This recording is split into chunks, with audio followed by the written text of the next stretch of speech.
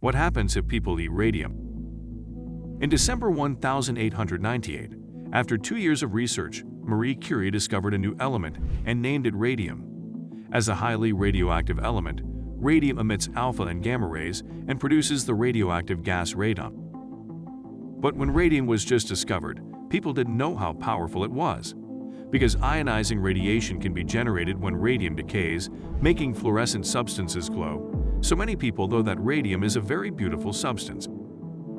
In the early 20th century, as research showed that radium can fight bacteria and cancer cells, coupled with the advocacy of businessmen, more and more people began to like eating radium, and radium was added to food, cosmetics, and even drinking water.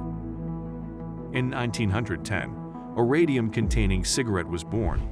The cigarette company specifically pointed out that this cigarette contains trace amounts of radium, and smoking this thunder-containing smoke will not only pose no threat to physical health, but also strengthen the body and refresh the mind and brain. Despite its high price, it was quickly sold out. Inspired by the tobacco company, more and more radium health products began to appear. People naively think that since radium can fight even cancer cells, it will definitely be able to fight other diseases.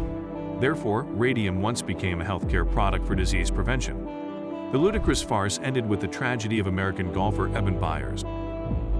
In 1927, Evan Byers, persuaded by a pharmacist, decided to endorse radium tonic oral liquid and use it to treat himself and his long-term pain in his arms.